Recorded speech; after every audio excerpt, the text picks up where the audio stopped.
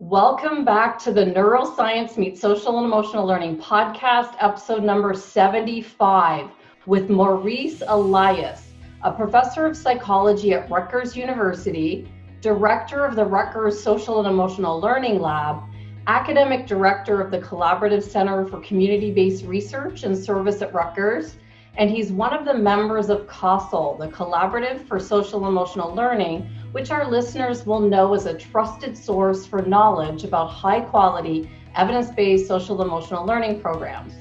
Professor Elias lectures nationally and internationally to educators and parents about students' emotional intelligence, school success, and social and emotional and character development. Among Dr. Elias's numerous books are ASCD's Promoting Social and Emotional Learning Guidelines for Educators, the Social Decision-Making, Social Problem-Solving Curricula for grades K to 8, Emotionally Intelligent Parenting, and many other books that I'm going to reference throughout the interview.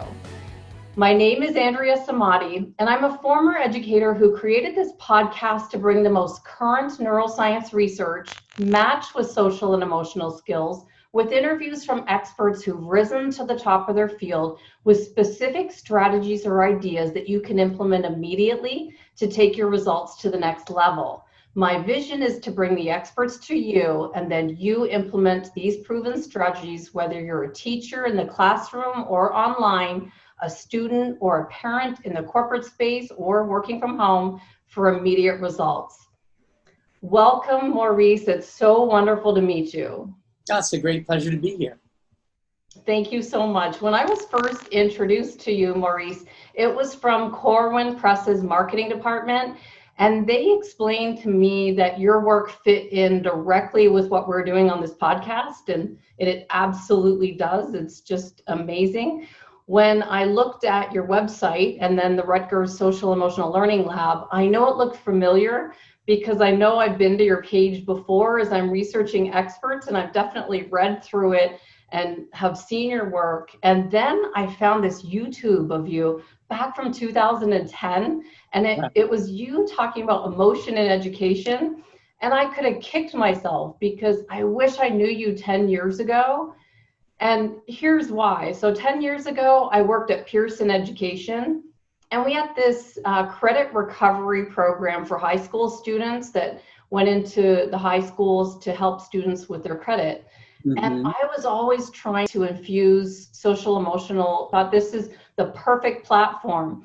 And it just wasn't the right time. Because all I needed to do was to plug in that video of you where you talked about the fact that social and emotional skills were the foundation of what learning is all about. I would have had the right person at the right time, and who knows what would have happened. Maurice, as a professor of psychology at Rutgers and the director of the Social, Emotional, and Character Development Lab that guides school-based efforts for social, emotional, and character development, where did this vision start for you for SEL and character in schools? Well, I'll give you the short story because I started doing this work back in the mid-1970s when I was in training to be a clinical psychologist. Okay. And somewhere along the way, it occurred to me that a number of the things I was seeing in the kids with difficulty that I was dealing with were things that felt preventable. And they were lacking skills in problem solving. They were lacking empathy. They didn't know how to get along in groups. All of the things that we now identify as SEL were things that we were trying to give kids clinically after the fact. So it became clear that a prevention focus, at least to me, was a better and more public health oriented solution than treating kids after they got these problems.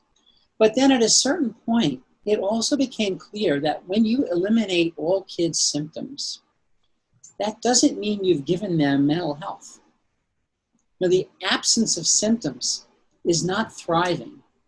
It's not flourishing. And that's what I wanted to make sure all kids had the opportunity to get.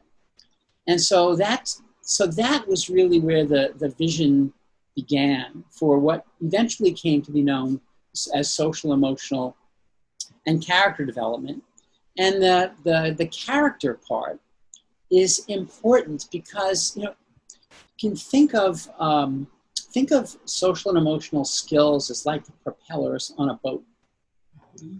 They have the ability to move somebody forward, but they don't determine the direction. You need a rudder, and that's character. Wow. And so social, emotional, and character development to us became the way to think about the combination of not only moving kids forward, but moving them in the direction that we want them to go. And that's why I actually changed the name of my lab a number of years ago from Social-Emotional Learning Lab to Social-Emotional and Character Development Lab. I love it. When I saw the name mixed in, and right now I'm in the middle of, like I showed you, a character book, because when I started working with schools in Arizona, I got in with a character grant, and I had to have character as a part of my program. And then they started saying, well, let's add the social emotional skills. This is like 6 years ago. So they saw the connection, and suddenly I had to find the way that they mix together. But you've described it perfectly, how the character is the rudder and causes our direction. Right, right. And I think that the reality is that good SEL implicitly incorporates character. And good character education implicitly incorporates SEL. In fact, the character educators have now tried to make that more explicit by talking about moral and performance character. And in a sense, that's the difference between just knowing the right thing to do, which many people do, but also being able to do the right thing. And, for many years, I think character educators emphasized a lot the idea that if the kids knew the good, they would do the good. But I think, over time, we begin to see that may be true for some kids, but for other kids, they may want to do the good, but they may not know how. I could really want to be a responsible person, but if I just don't know how to keep track of my activities and keep a calendar and organize myself, I'm just not going to be responsible. And you may label me as irresponsible, but the real problem is I wasn't really taught the skills I need to be responsible. And so that's why moral and performance character are so important. Social, emotional, and character development go together. We've got to help our kids understand the way to be, and then help make sure they've got the skills to be that way. I love how you said that they might know what they're supposed to do, but they don't know how to do it. And I'll just give you an example. I was doing a lesson on trustworthiness, or no, it was honesty. And the students, the example I gave the students, these are all high school students, they found a $50 bill on the ground. What do? Do they go take it to the office and say, I found a $50 bill, or do they keep it? And they knew what was the right thing to do, but they looked at me and they laughed and they said, Miss, come on, I'm going to put the $50 bill in my pocket and I'm going to go to the store and buy the thing that I want. Right. So it's exactly right. It brought us to a discussion in the class of what's the right thing to do, and imagine if it was your $50. So then they can have empathy for the poor right. student that lost it. Right. These are discussions that should be right. happening. And those conversations, those discussions are really aided by feedback. So in the book that my colleagues and I wrote, The Other Side of the Report Card, we recognize the fact that teachers are always thinking about their kids' social and emotional competence, but it's packed into their grades. And so we need to unpack it so that educators can give kids feedback on how well they're doing socially and emotionally. Right now, you may remember school report cards with these drop-down menus and comes prepared to class and works well in a group. And we did some research on that we talk about in The Other Side of the Report Card. And those drop-down menus predict nothing about the kids' academic performance or success in life. They're in essence, a tremendous waste of time. Mm-hmm. Alternatively, if schools have a conversation about what behaviors do we expect from kids, how do we expect their social and emotional growth to proceed, what does it look like, and put that on the report card, then kids can get feedback on their emotional development, their social development, and it sharpens the observation skills of everyone in the school, because we all start to know to look for something. And you know, I'm not talking about guessing the kid's personality, right? You, as a teacher, you can see if a kid has empathy by watching how kids react when their classmates experience emotion. Are they happy when their classmates are happy? Do they want to go and assist someone who's having a hard time? And younger kids, you know, we can't expect them to do that spontaneously. But if you go to a young kid who's hesitant to go over to a classmate who's upset, and you ask, how's Billy feeling? And the kid tells you, Billy looks sad. And would you like to go over to Billy? And the child says, I'm not sure. And the teacher says, well, I will walk over there with you. And let's see if we can help Billy feel better. And the child goes. For a young child, that is a tremendous indicator of empathy. We don't expect a young child to spontaneously walk over to a classmate who's really upset and ask the classmate if I can help you. If you're a first or second grader, you're not going to do that. Well, you might, but that's very rare. But we can take any SEL skill. How do kids respond when their attempts at solving a problem are thwarted? How do kids deal with very strong feelings when they have them? We can go down a list, and educators can figure out what do we need to look for, and how do we give feedback to kids and parents about how our kids are doing. Absolutely. And in one of the last interviews I did, we were talking about the qualities of students that the anxious and the quiet students that are segregated and off to the side. And I was mentioning back in my high school days, when we saw that, we would naturally walk up to that student, whether they were in our clique or not, and include them. It was just what we did. And I just don't know what's taken us from where, 20 years ago when I was in high school, why students now isolate other students and would let that student sit there. And then suddenly now they are at the school shooter and they say, well, there were signs, we saw it, but no one was really paying attention. So, right. Just recognizing how we can help others along the way to prevent some of these big issues.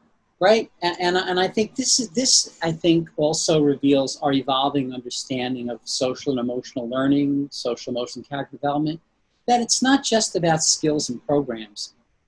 And this is completely consistent with neuroscience, that what are the conditions under which kids learn the best? Well, these are conditions of support and of safety.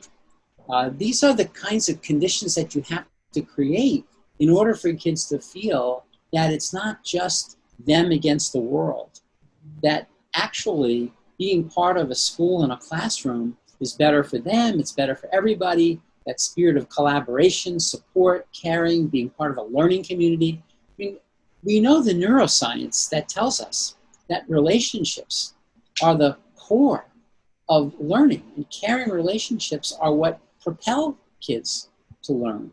You must have had teachers who were teaching subject matter that you didn't like very much, but they were such fabulous teachers that you learned from them regardless. Mm-hmm.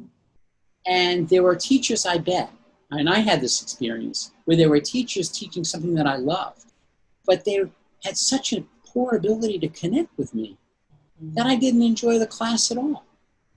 And so as we look, we see that relationships, caring, supportive, challenging relationships, they set the condition for learning.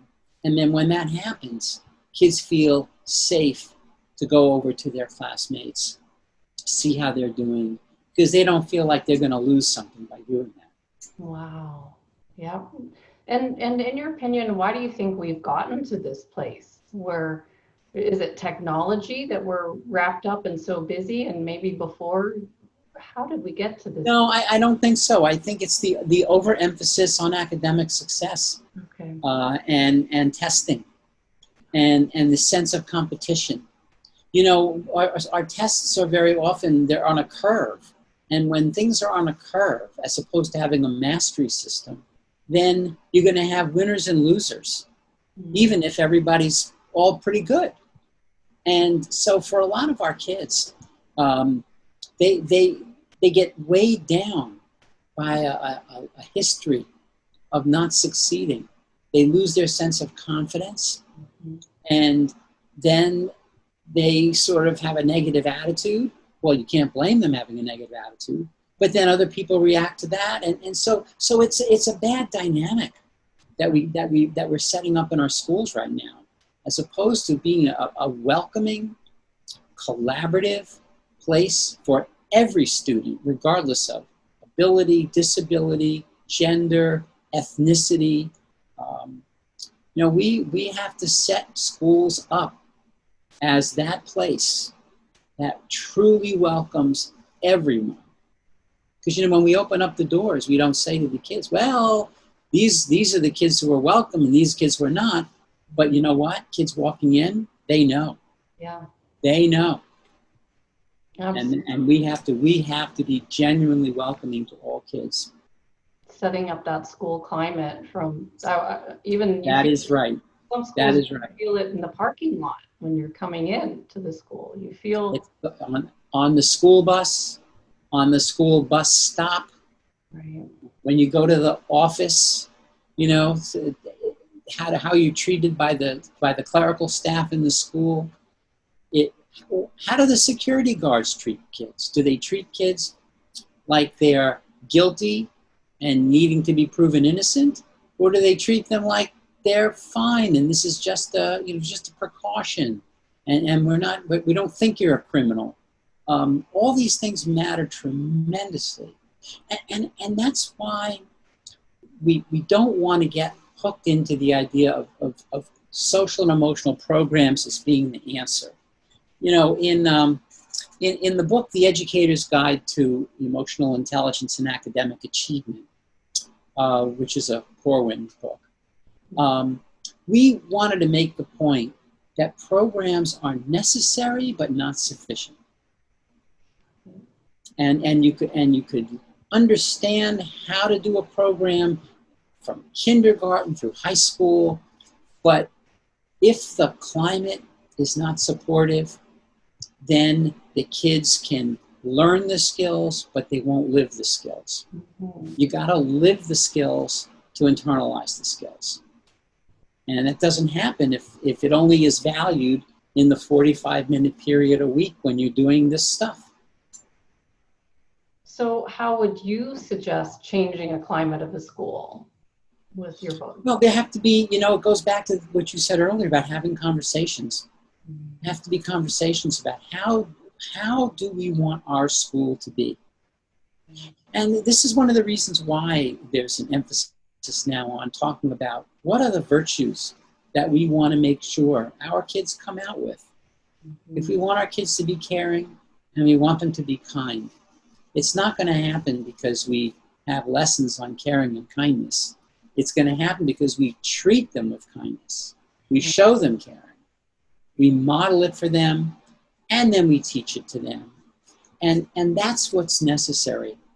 There are so many schools, not a majority yet, but many, that have wonderful climates. That when you walk in there, you just say, wow, what a great place to be. Oh, yeah. I'd love to send my kid here. I'd love to send my grandchild there. Yeah. It's not like we don't know how to do this. Mm-hmm. And you know, one of the very exciting movements in the field of social-emotional learning are these social-emotional learning alliances that are developing in now 18 states under the umbrella of SEL, the number 4, US.org, Social-Emotional Learning Alliance of the United States. And these alliances are dedicated to one thing. Let's share the good practices that we have so someone else doesn't have to reinvent the wheel. And it was the same idea that we had in the Educator's Guide to emotional intelligence and academic achievement. I mean, that book consists completely of practitioners sharing what has been effective. And now you take that and you expand it so that in any one of the 18 states that has an alliance, like SEL for NJ and SEL for AZ in Arizona, SEL for California and Texas, you can consult with a network and find out what is it that we're trying to do and who's done it successfully in a school like mine. Oh, how valuable is that? Absolutely. Tremendously so. And the same thing is true with the national and state schools of character, which is operated by character.org. A number of states have ways of designating state and national schools of character. And these are schools that are the kinds of things you and I were just talking about, places you want to send your kids. How did they do it? Well, it's not a mystery. You can talk to them. They'll tell you how they did it. They'll show you how they did it. They'll help you do it. We can get to that point. We just have to keep, nurturing the spread of this.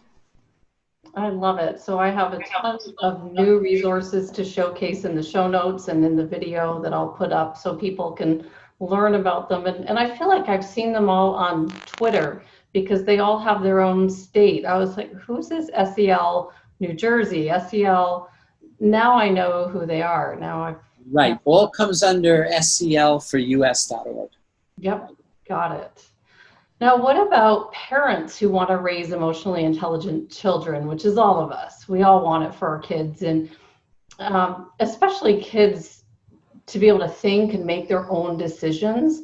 And in your book, Emotionally Intelligent Parenting, you take some of the principles from Daniel Goleman's bestseller, Emotional Intelligence. And can you explain how we could apply some of these ideas to be successful with these concepts at home with our kids? Yeah, it really is, again, parents being aware of the importance of this and the fact that these are skills that kids can learn. So one of the most important things to have a conversation with kids about, for example, is in our family, what do we do when we're very upset? Now, it's one thing to say to a kid, well, you come talk to me about it. But parents are not always accessible, not always available. And just because a kid comes up to you at a given moment, you may not be ready to talk to them. Now think about what's happening with so many parents who are working at home. It's not possible for kids to just always come up to them whenever they want and talk to them that they're having some problems with their feelings. So we talk about in our family, how are we going to let each other know how we're feeling? Maybe we're going to have signals. Maybe we're going to have a time, a place that we do this. It's really a teaching moment to ask ourselves, how do we want our kids to develop these skills? Think about, interestingly enough, if you think about routines are one of the most important teaching tools we have for kids. It's like putting guardrails on the highway. Guardrails are up there not to teach the kids to drive, but to make sure the kids don't go off the cliff. And this is a lot of what parenting is about. We got to give our kids room to maneuver, to drive, but we also want to make sure that they don't go too far. And so by setting up routines in the house, by setting up curfews, by setting up procedures around screen time, we help put guardrails up for our kids. And then, as our kids get older, our kids negotiate with us. Our kids say, my curfew needs to be later. I need to have more screen time. I need to switch the chores that I'm doing. And we have those conversations, and our kids learn to be better problem solvers and better communicators. But meanwhile, we make it clear to our kids that they have responsibilities, right? And responsibility and freedom are really the essence of a democracy. And so we want to teach our kids to be good citizens in our families, in our schools, in our communities. And it starts by giving them the opportunity to learn some skills and make some mistakes and grow in the process. You know, a colleague named Wendy Mogul wrote a wonderful book called Blessings of a Skin Me. Okay. And she wrote that book because she wanted parents to understand that when kids are little and they make mistakes, it will not prevent them from getting into Harvard or Berkeley or MIT or wherever you want them to go. It will not mean they'll never get a job. But if they skin their knee when they're little, they get over it and they learn that they can handle it and live through it. And as we're seeing today in society, our kids need to learn that they can overcome obstacles, that they can be resilient. And the best time to learn that is when they're younger, which means we have to give them opportunities, give them challenges, and help them be successful. So emotionally intelligent parenting is really having the awareness to use the everyday situations around you as teaching opportunities and then modeling them yourself. You know, you will never get a kid to develop emotion regulation if you scream at them to keep calm yourself down. It doesn't work. So you have to have a sense that, you know, kids listen to what you say, but they watch what you do. So that's part of it. There's obviously a lot more, but that's the idea. No, that's hard to do, to put into practice, because I'll just tell you, an hour ago, I picked up my 10-year-old from gymnastics, and I'm in a car that I don't usually drive, and we got a flat tire, and it went boom, and I'm like, uh-oh, I've got, you know, this interview at 1:30, and I'm all dressed up, all ready to go, and boom. And I thought the first thing was not to say, oh no, what are we going to do? It was, how do I react so that she knows how I react when I'm under pressure? Right. That was the first thing, because I'm smack dab in the middle of preparing for this. And I thought, I can't let her see me get all freaked out about this. And so we drove as far as we could to our street, and then we just parked and walked home. But then call my husband, he'll do the rest. But right. It was one of those situations. It's not easy. Your first reaction is to be in the amygdala freaking out part of, oh no. Yep. But we have to learn that emotional regulation, and that is hard work. It's hard. And so we actually have a special section in the book on how to apologize to your kids. Yeah. Because we're going to lose our cool. We can't help it. I mean, it's just unavoidable. And the two lessons there are, number one, when we do something that we wish we didn't do, apology is incredibly powerful, and kids appreciate it, even if it's a day later. Mm-hmm. But number two is humility. If we're adults and it's hard for us to keep our act together, well, what do we expect from our kids? And why can't we be more understanding when they don't have their act together all the time? Totally. So yeah, and all of those are teaching opportunities. Yep, it's powerful. This is really important work. Yep.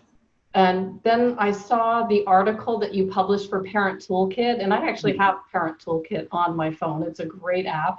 And I saw your article on LinkedIn, and it was all about watching sports with your children and how it can boost their SEL and emotional intelligence skills. And I never thought about it this way, and I absolutely love this idea.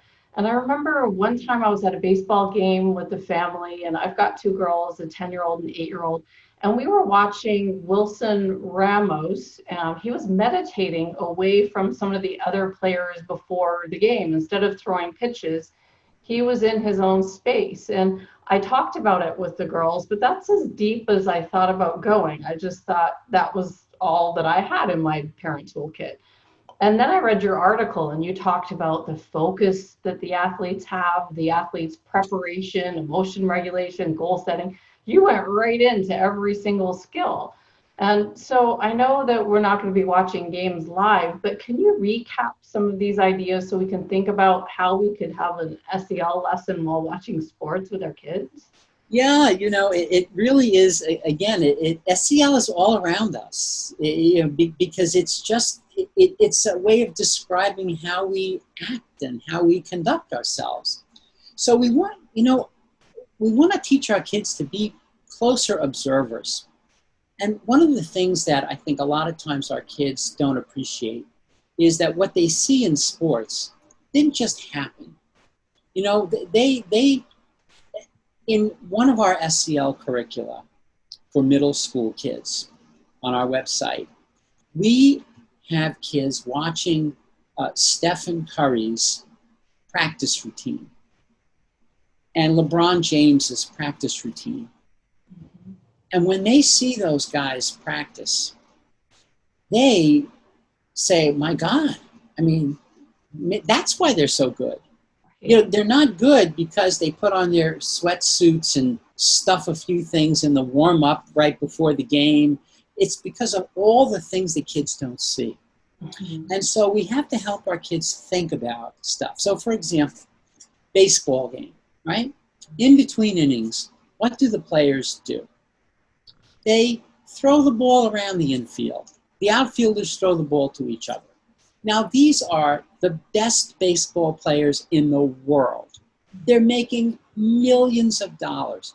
Don't they know how to catch? Do they need to throw the ball in the infield? Did they forget from the last inning how to catch a ground ball? Of course not.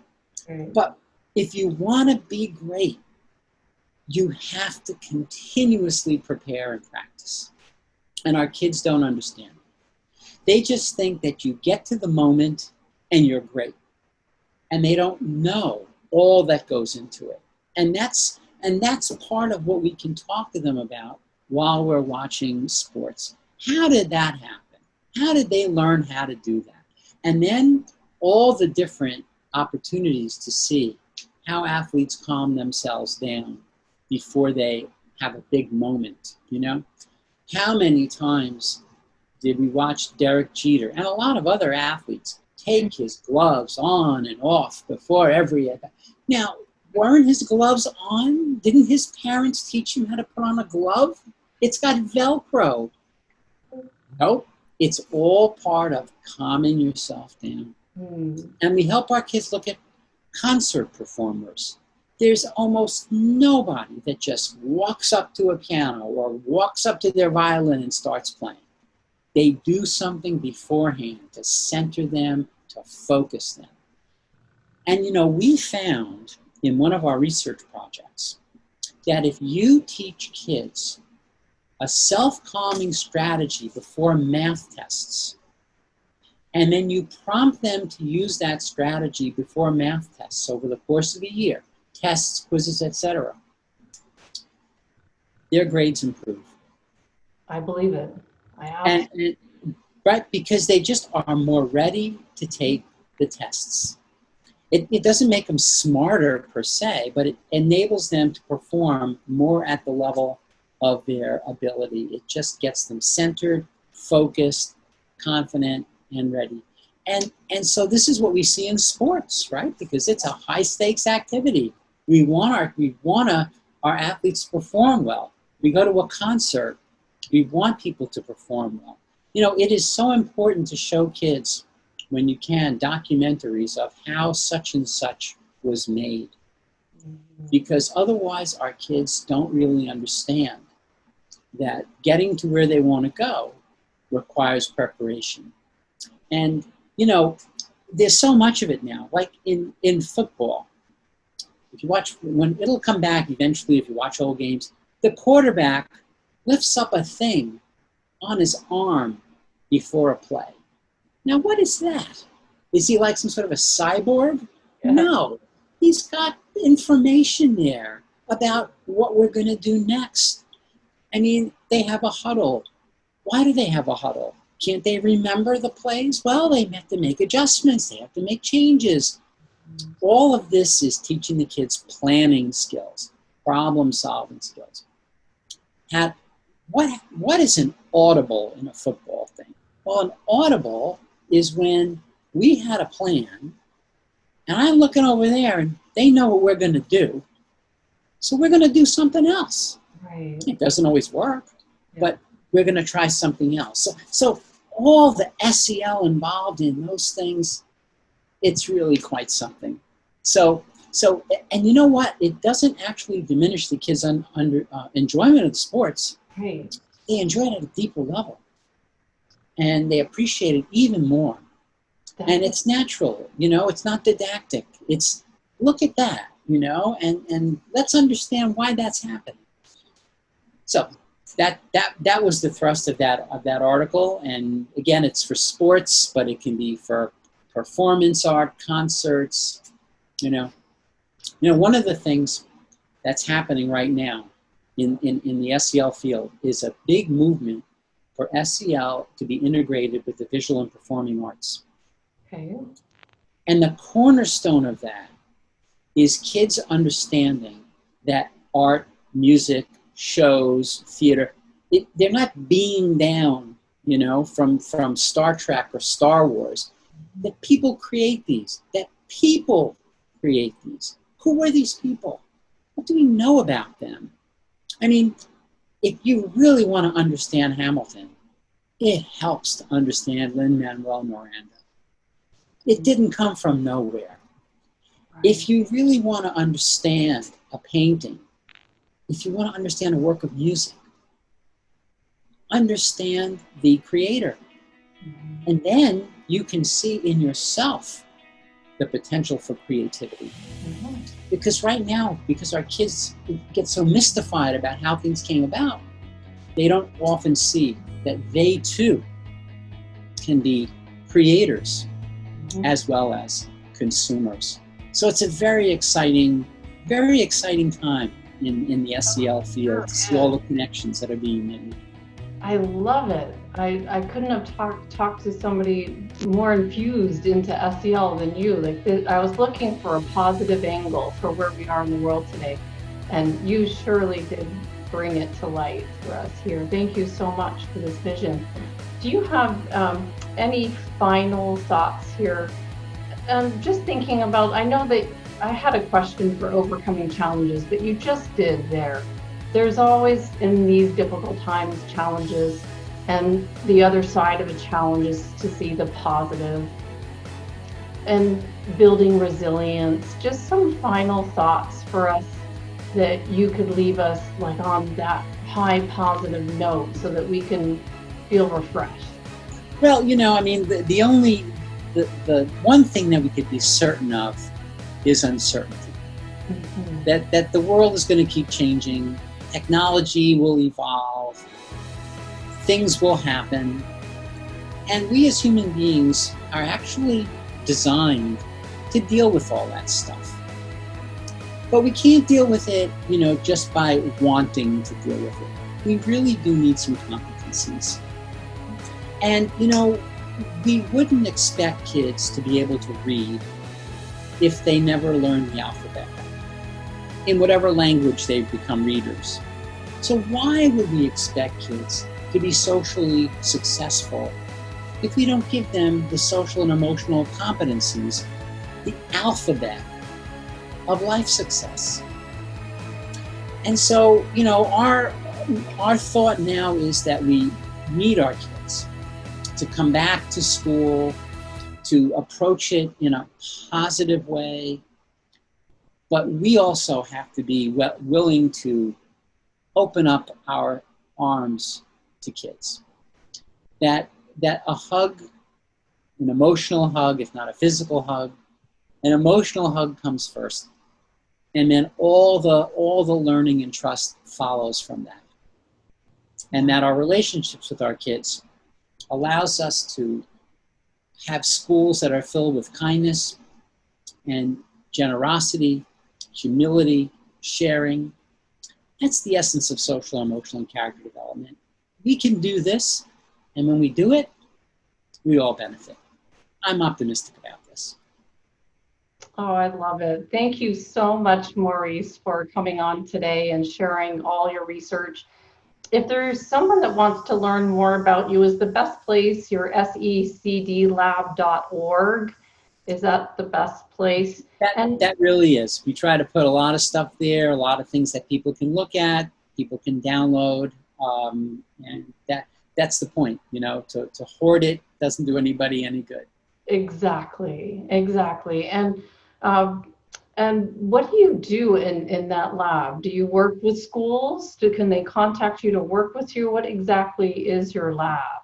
Well, the lab does a number of different things. Most of all, we try to facilitate practical success for schools. And sometimes you do that by working with them directly. Sometimes you do that by developing tools, different curricula. For example, right now we have a project called Students Taking Action Together. Now, we developed this because we recognize that our kids are not ready to participate in our democracy because our kids don't feel empowered. They don't feel they have a voice. And they're not given the opportunity to do that in the schools. So we mapped onto the social studies curriculum, any social studies curriculum in any school, a set of SEL and character procedures as a way of teaching the kids social studies so that our kids learn that history, and you're going to see some themes here, history didn't just happen. People made decisions. Why did they make those decisions? What if they had made different decisions? Current events just don't happen. People are making decisions right now. And if you think about a lot of the decisions that a lot of adults are making right now, kids, you can do better. Right. So we want our kids to learn how to have the skills of social action. We actually teach the kids in some of our stuff about social protest songs. And how did they come to be? And how can our kids write their own social protest songs? So what we try to do is look at what the needs are. And I'll tell you, honestly, the last 15 years we've been focused on urban, predominantly schools of children of color, because that's where we felt the need has been greatest. And to put more tools in the hands of educators to help those kids have as much of a chance for success in life as anybody else. And students taking action together, to us, is a key part of it. Because every kid has social studies. Every kid can learn to be socially active and feel the responsibility to be socially active. Not just because they want to be, but because they're learning the skills of civil discourse, empathic debate, problem solving, etc. So that's kind of what our lab does. We try to find needs, meet the needs with materials, and also work with schools and a lot of other colleagues, a lot of networking. We've all got to do this together. Nobody's going to do it on their own. Definitely. And your work with CASEL, you're as a member, what do you do with CASEL? Well, I was involved in the founding of that organization a number of years ago, and we continue to collaborate. That organization has grown tremendously. They are a source of fabulous insights and materials and research.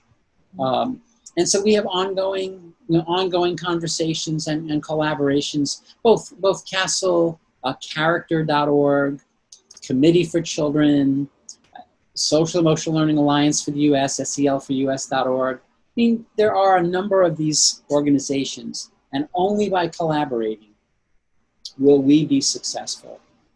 And so that's what we try to do. We try to be a source of collaboration and try to build bridges between organizations wherever possible.